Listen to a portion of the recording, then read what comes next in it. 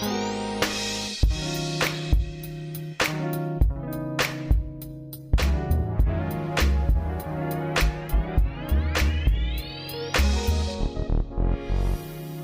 everyone. On this edition of Scouting for Growth, I will be joined by Alexis Cierra Vaughn, the Senior Director of Agency Marketing at Cowbell and the producer and host of the Cowbell Factor, a podcast which is rated at the top of its category across several key international markets.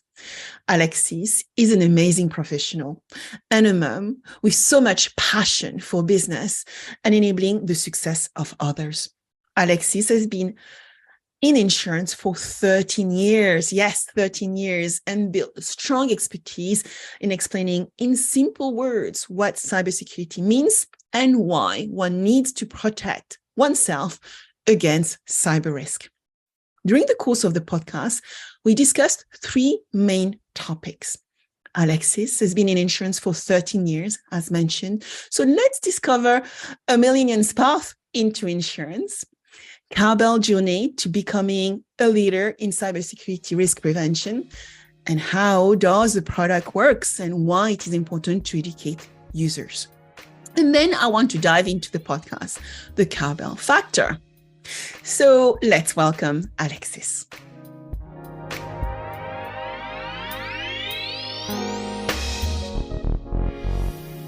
Hi, everyone. So pleased to be with Alexis. Alexis, thank you for being with me today. Thank you for having me, Sabine. I appreciate it. So, Alexis, we want to know who you are, but I can hear an accent. So as you tell us who you are, tell us where you are coming from. Yes, so I'm Alexis Cierra Vaughn, head of agency marketing at Cowbell, and I am coming from Atlanta, Georgia, so the deep South. I am originally from Dothan, Alabama, but I have spent majority of my insurance career here in Atlanta, Georgia.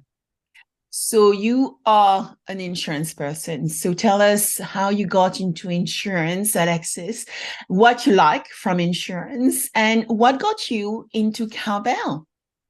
Absolutely. Oh my gosh, it's such a really cool story about how I got into insurance. And so I've been in insurance now for 13 years. I started out my career as an agent, a captive agent, with Country Financial. And literally within my first 3 years, I was able to make such a huge impact. But truly, literally, my background was all sales. So I had actually transitioned from retail sales into insurance. And I realized that I was great at relationship building. So I was literally kind of working next door to a State Farm agent. And she said, Alexis, you know, you've literally sold a product to every single person that comes into my agency every day. She said, you should really consider getting into insurance. This wasn't my first time being asked to get into the insurance industry.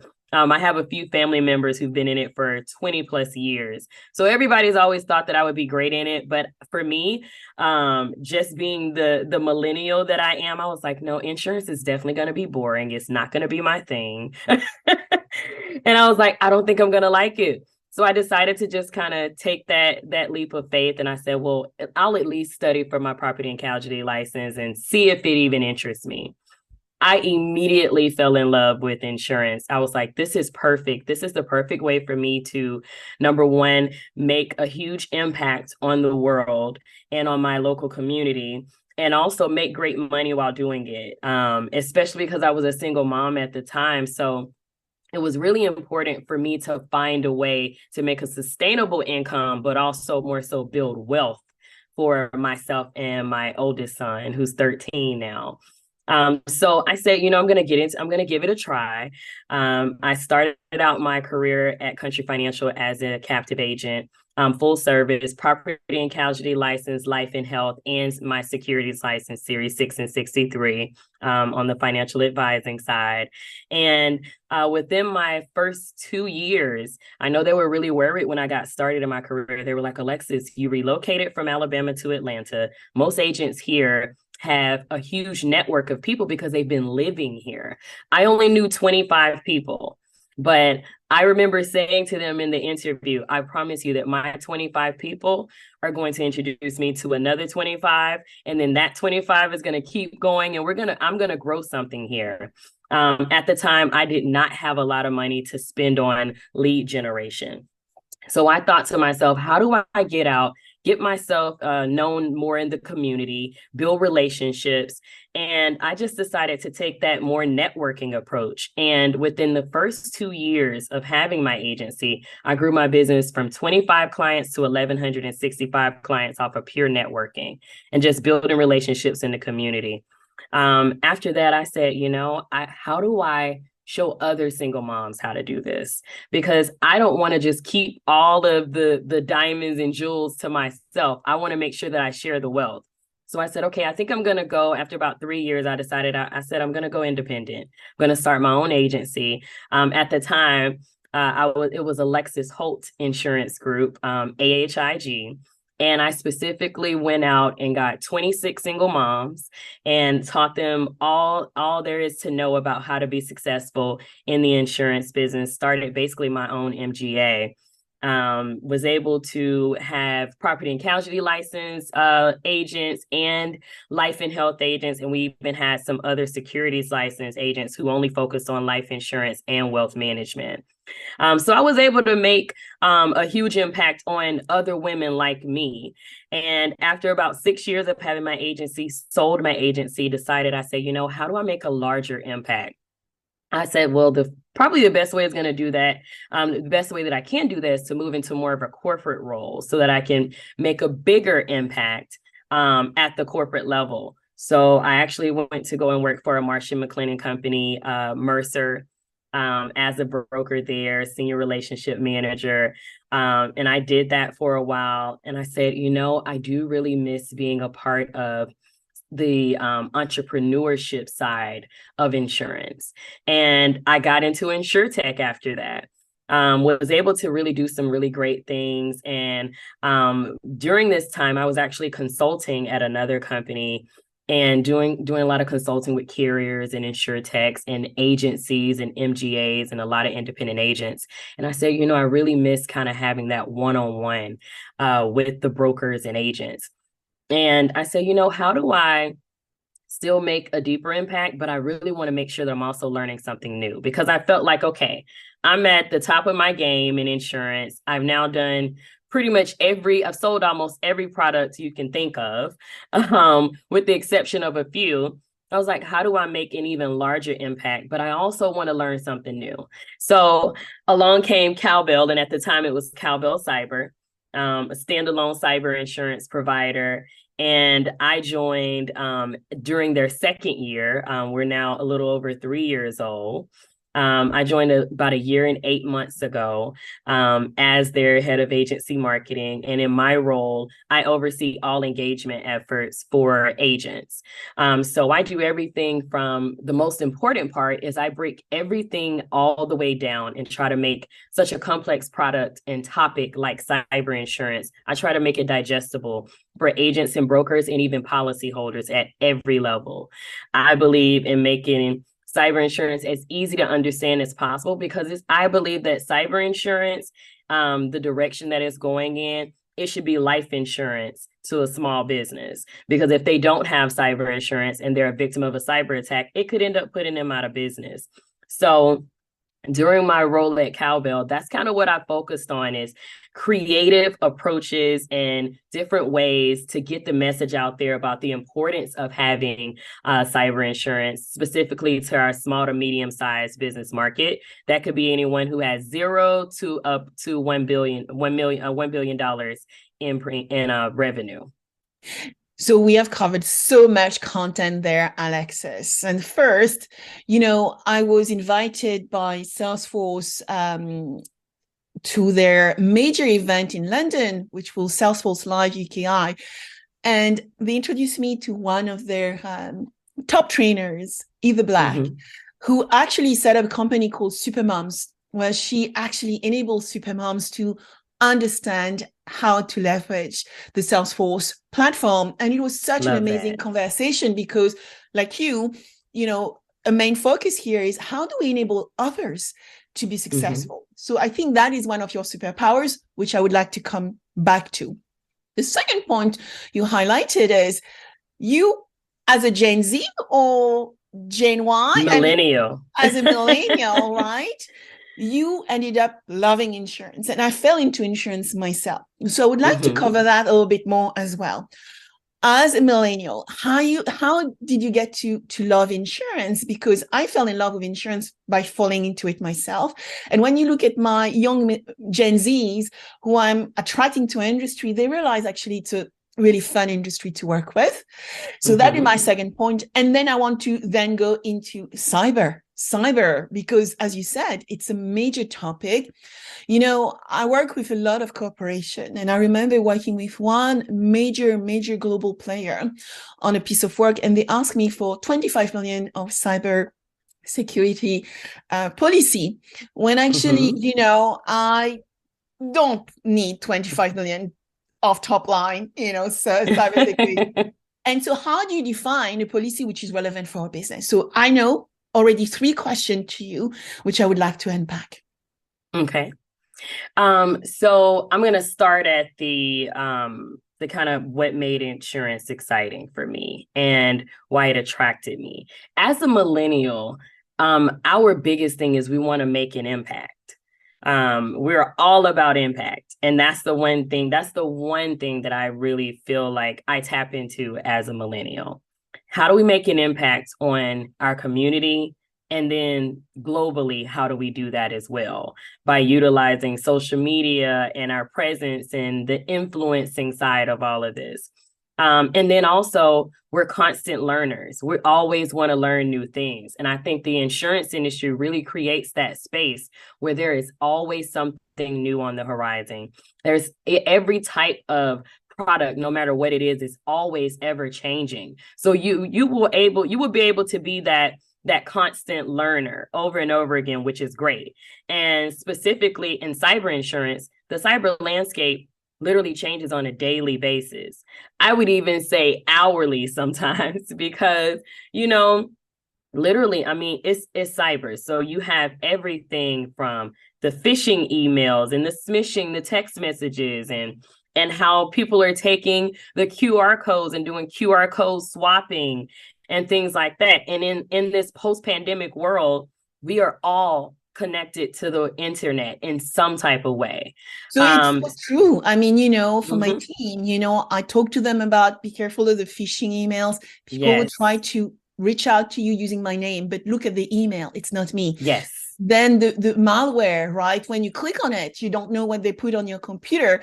And recently, one of my guys got someone to ask them to go into WhatsApp to communicate. I said, you know, I will never do that with you.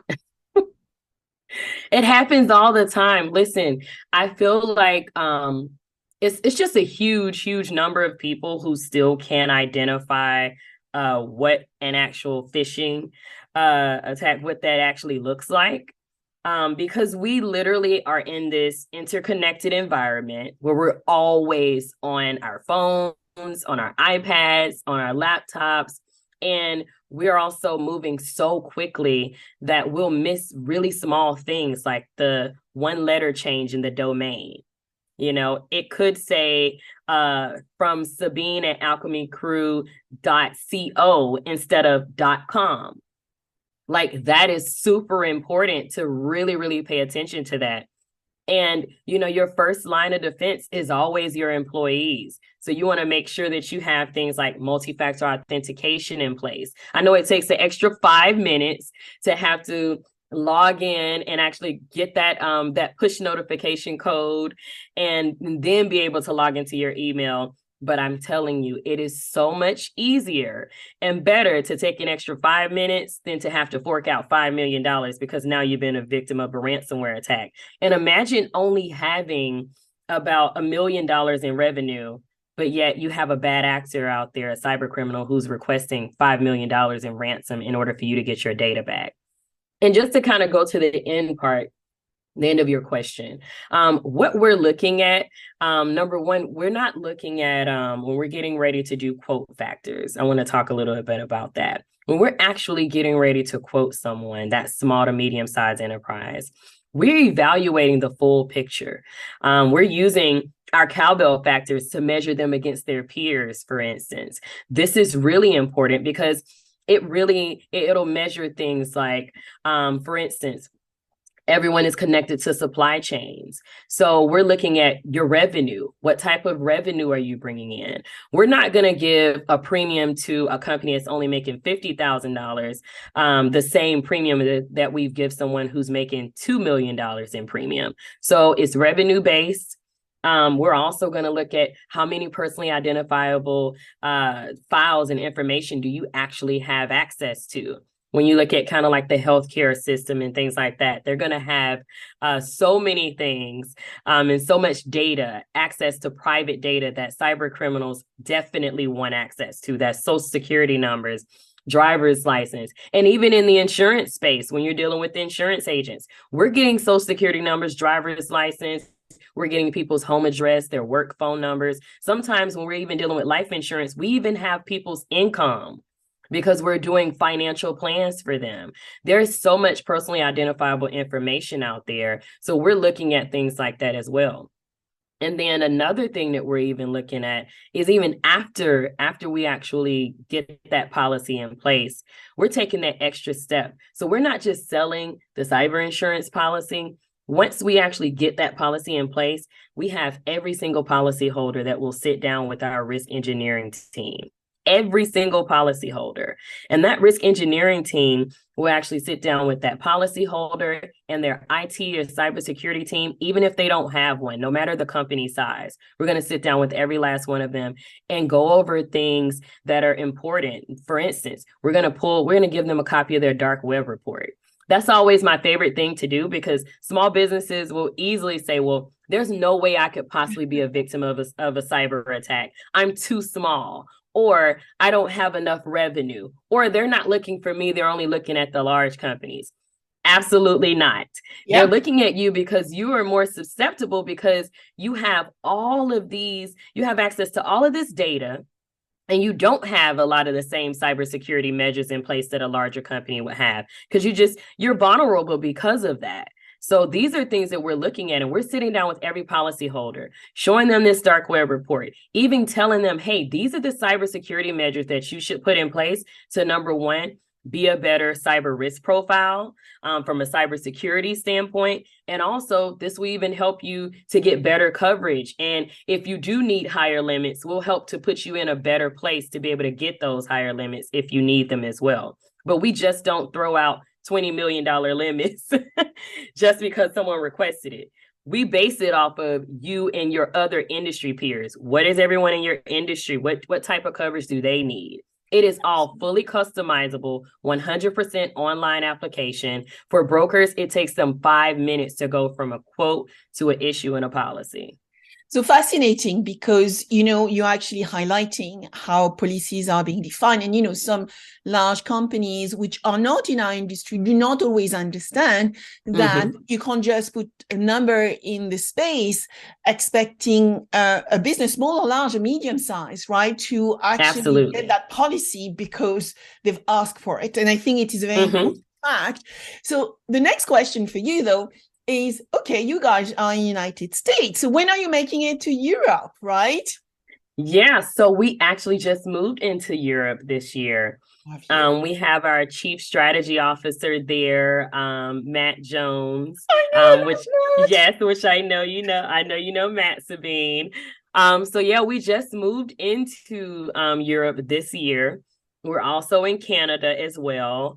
I have an employee who actually sits in our Canada office too. So we are growing. I was employee number 74 back in June of 2021. We're at 200 plus employees today, and we're still looking to grow next year as well. So it's been really great to see what countries we expand into next. This was really exciting that we moved into Europe this year. So I'm I'm excited excited to see to see you what guys we're more and going more to do. here in Europe, because when we need education, and I think it's a very good segue to go into the Cowbell Factors, right? The podcast. You have a podcast which has been extremely successful. I know your investors love it. So tell us a little bit more why these projects, and how you have enabled your brokers and your community to be educated about cyber. Absolutely. So one of the first things that I noticed, just kind of putting my own broker and independent agent hat on, because we service both of those communities. One of the things that I noticed is that some agents and brokers just were not comfortable talking about cyber insurance because it is such a complex product. So what I wanted to do was create a safe place where we actually have more conversations instead of speaking and doing all these seminars talking at them about cyber. I wanted to do it in a format where everyone can really be able to tune in, grasp the material. We make it super digestible, as I said earlier. I wanted to create something so that we could bridge the gap between both cybersecurity and cyber insurance and bring them together. So I've had our amazing CEO from Cowbell, Jack Cudell, on the show to kind of talk about the story of Cowbell. We've also had some different FBI agents from different branches. We've had San Francisco, Tennessee, and we also had a former FBI executive, FBI John, on the show. So we've even had people from Foresters. We've had some of our cybersecurity partners like Arctic Wolf on the show, CrowdStrike, who will actually be on the show this coming week. I believe in kind of bridging that gap. And in order to do that, you have to have conversations around that with the key people who are making that space, more comfortable for small to medium-sized businesses and also for brokers, because we're all trying to work together. The common goal is to make sure that the small to medium-sized enterprise market has the knowledge that they need in order to feel comfortable with buying a cyber insurance product. And I mean, we've been able to make such a huge impact. We just had the 1-year anniversary season that's on right now. Super excited about that.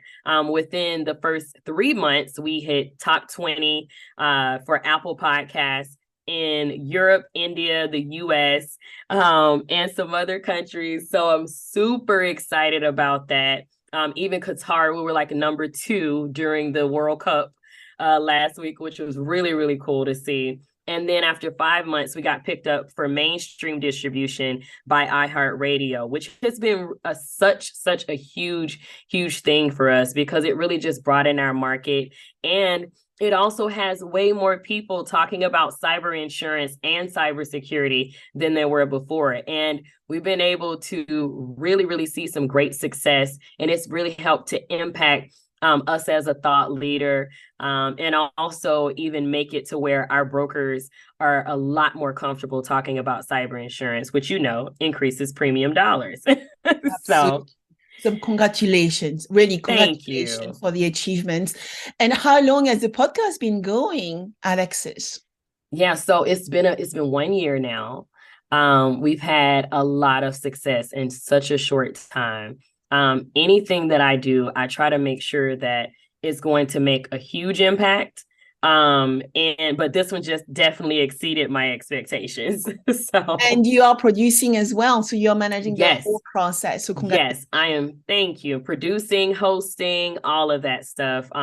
So I'm really excited about it. Like, I mean, I did a lot of it by myself up until this summer. It's been really great to have my associate producer, Miriam Kruger, who's on the marketing team with me as well. I love the fact that we have a very unique marketing team. We also have a very collaborative team as well. So everybody is always willing to help in some way, which is really, really important. You run a podcast, how much goes into this. To have any help, I'm super, super grateful for it. But it's been a huge success, and I'm just happy about what's to come for the next year of the Cowbell Factors podcast.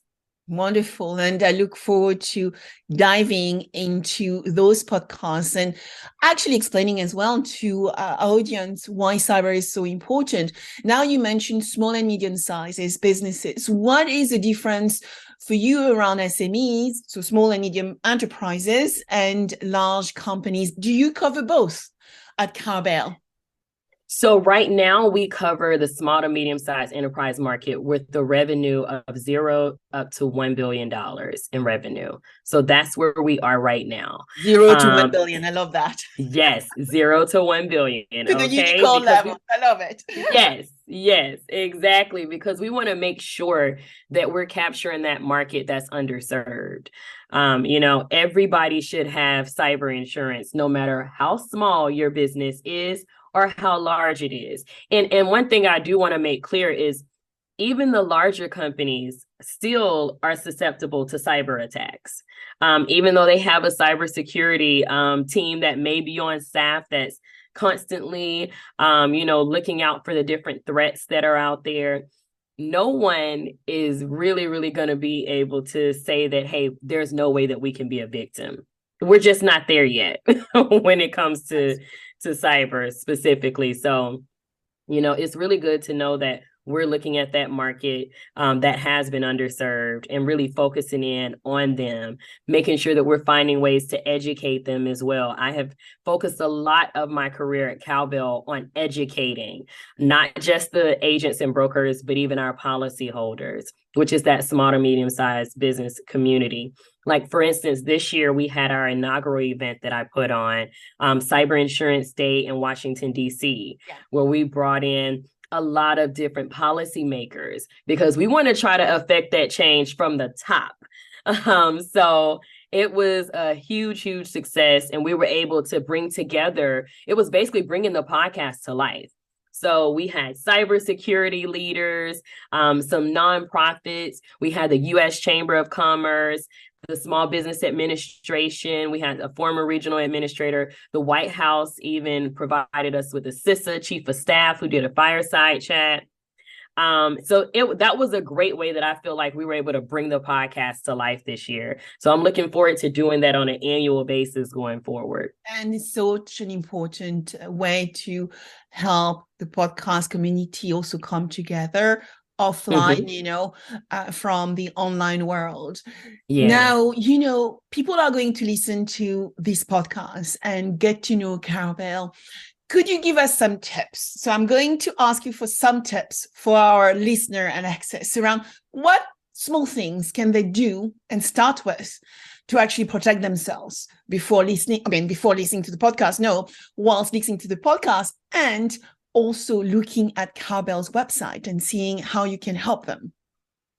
Absolutely. So first, I'll say definitely go to cowbell.insure because you can actually get a report of your Cowbell factors. We love to give that to you complimentary. We can give that to anyone. So please go to the website, get a look and see what your Cowbell factors are. See how you measure up against your peers when it comes to all the different cybersecurity measures you have in place.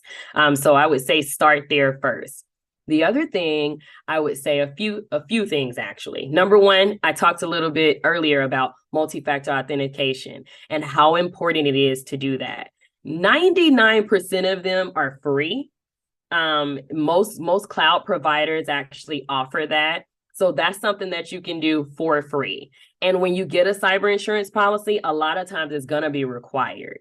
Yeah. So you want to make sure that you have MFA in place, no matter how large or how small your company is. That's going to be your first line of defense. And then you want to make sure that you have an incident response plan.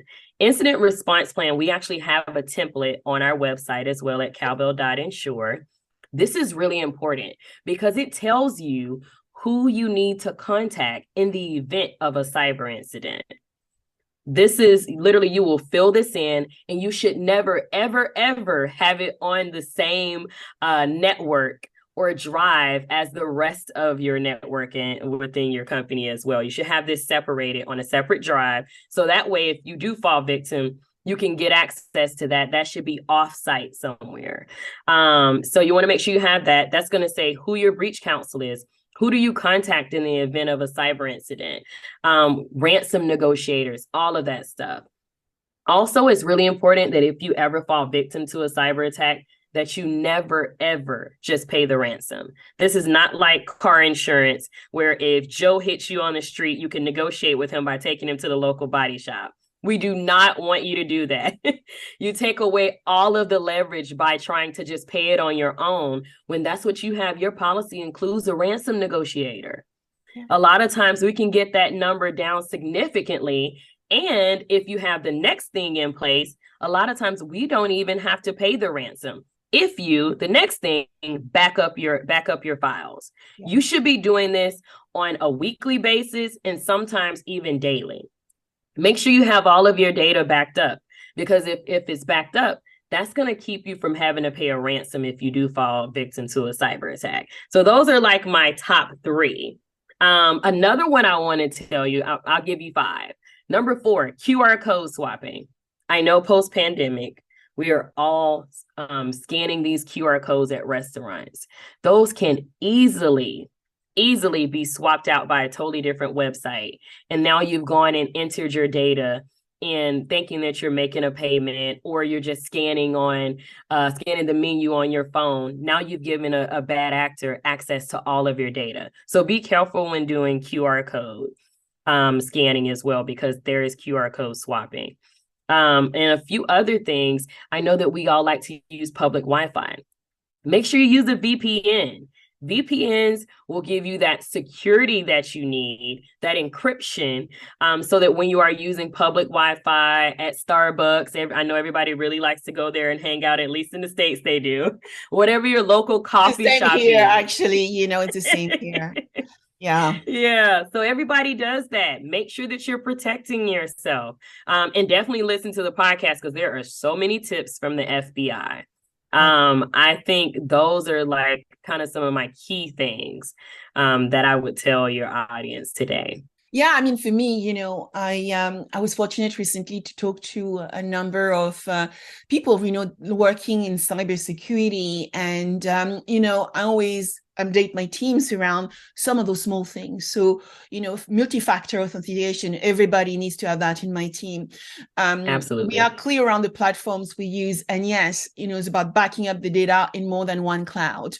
Very, very key. If you actually want to make sure the data, which are so important for your business, are not reliant into one single platform.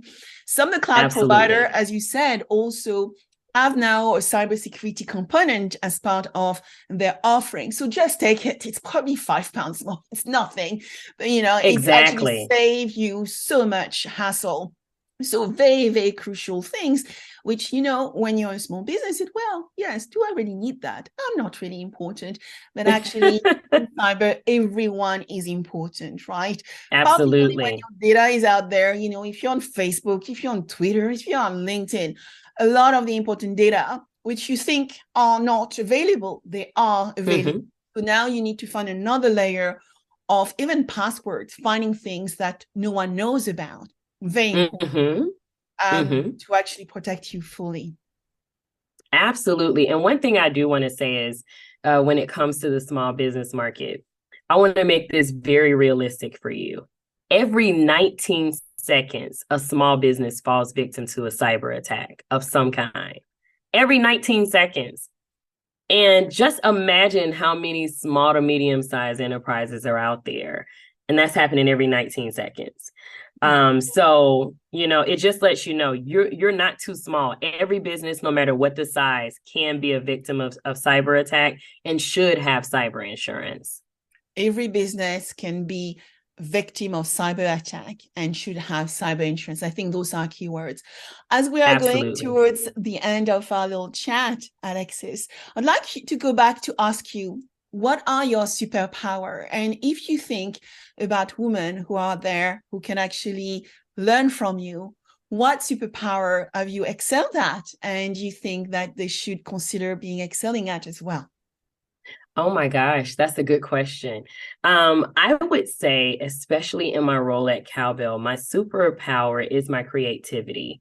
and my way of always thinking outside of the box.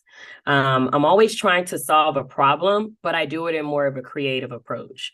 Everything I do has a creative approach to it, but it's always going to be something that will solve a problem. I always say tap into your creativity. Never be afraid of doing something that's completely outside of the box, because you may think that, oh no, maybe I shouldn't do that. That may be too much. But then you find out the huge impact that it actually could have made on your business or within your company. Never be afraid to take that leap. I am one of those who will definitely think outside the box. I'll do something that's completely outlandish. And then as long as I have a pure strategy in place, to basically be able to show, okay, hey, this is the idea I came up with. This is the impact that I know it's going to, I always back it up with data. I provide data for every single thing that I do, even though I'm being creative. So I believe that, definitely be yourself. Be yourself. Try to be creative. Think outside of the box. That would pretty much be my thing. And that's what I feel like my superpower is. I try to develop a new thing pretty much at least once a month. I come up with some new idea. And then I figure out, okay, what's going to be my process to put this in place? What type of problem will it solve? And then I go and find the data to back up every single thing that I do. So I think that's my superpower, is my ability to be creative. I definitely say my creative side comes from my career prior to insurance, and kind of how I fell into insurance and was able to be so successful so fast is because I was an entertainer previously. So, yeah, so I've always been creative. That's been my whole life, is music and singing and songwriting and things like that. It's always been creating something. So I've been able to take that creative side of my personal life and put it into my work life by creating the Cowbell Factors podcast, creating Cowbell Academy that'll be out in January, Wow, which is going to wow. be Yes, I'm so excited about that. The first cyber insurance school exclusively for our policyholders and our brokers. That's super. So I'm super excited about that. I've just believed in kind of taking that creative approach from my personal life and putting it into my work life, so that, number one, it makes life fun and it makes work fun. I always say, if I'm not having fun, I'm probably not going to do this for a long time. I And in agree. insurance, I've been having a lot of fun for me to stay in it for 13 years. I actually didn't think I was going to stay past 5. And here I am at year 13, still loving it. I love insurance as much as I love music. And the only thing I love as much as cyber insurance is life insurance. That's superb. And I want to go as a few things. So I'm very good with math. I'm French, so we're ingrained with the mathematics, and so I'm good with financial modeling. However, I am also, I think, highly creative, and I use my creativity like you in insurance all the time, and everything is backed with numbers as a result Yes. too. See? Because without the numbers and the metrics, why would you do, for me as well, creativity? But I think another thing which is very important to note is, as we move to a very technology-driven, AI-driven world, which, it's about automating and replicating things with technology, creativity is going to be the differentiator. It is. Absolutely. I couldn't agree more with you on that. And I look for that same thing in my team members as well. Yeah. Like, I want to make sure that I'm hiring other creatives who also have different backgrounds, but they also have some type of creative aspect. Because I have somebody who, like you said, is good with numbers. Yeah. I have someone who is heavy on education. And then I have the other person who's really heavy on doing creative and creating creative experiences. So, things like that are really important. So I try to make sure that I hire people who have a similar but different mindset. The only thing I want us to be similar on is creativity. Everything else, I want them to be completely different. Diverse, right? So that is the way you drive diversity and inclusion. So to conclude our chat, Alexis, when are you coming to London? So it's first question. And where can we find you? Oh my gosh. Listen, I'm hoping to come to London next year. I am hoping to come next year. I'm sure I'll be there. Don't know when yet, but you have to stay tuned to see. You'll definitely find out on the Cowbell Factors podcast. But yes, I'm really, really looking forward to coming to London soon. And what was your other question? So where can we find you? Absolutely. So you can find me, number one, I'm on LinkedIn, Alexis Cierra Vaughn on LinkedIn. Like and then also, actress, right? Alexis yes. Cierra Vaughn. Alexis Cierra Vaughn. Love it. Yes, you can find me on LinkedIn. Definitely follow me on there, connect with me, and also at cowbell.insure. You can even find the links to the podcast on there, all of the different things that we're working on, learn about Cyber Insurance Day in DC, all of the great things that we're working on at Cowbell can also be found on the website. And then if you want to check out the Cowbell Factors podcast, it's available on all podcast platforms, including Apple, Spotify, iHeartRadio, Google Podcasts, and more. Wherever you listen to your podcast platform, the Cowbell Factors podcast is there. That's wonderful. So my last request, Madame Alexis Cierra Vaughn, is when you are going to be coming to London, maybe we can have some little bit of a cappella. And absolutely. Big things for you. I like how you threw that in there, Sabine. Yes. And don't forget to be on both podcasts, rate, subscribe, and comment, because if you like it, it makes us happy, and let us know what you want to hear as well. So it's an honor to have you with us today, Alexis. Thank you, Sabine. And I know I will see you very soon, as you got a little bit of an award today. So people will have to look on LinkedIn. Yes, go check out that. Oh my gosh, that was such an honor to receive the award from Accord as one of the top women insurtech leaders of 2022 on behalf of Accord and Alchemy Crew. So thank you so much for that, Sabine. Oh my gosh, that was such an honor to receive that. I mean, being one of 14 women globally is such a huge, huge thing. And we'll see a little bit of PR coming through over the next few days. The team at Accord is amazing. And this year, it's about the woman in our industry. I love that. I love that, because we really need to continue to bring more women into this industry. Clearly, you know, I'm all about that. Absolutely. Absolutely. So thank you for being with me today, Alexis. Until next time. Yes. Looking forward to it.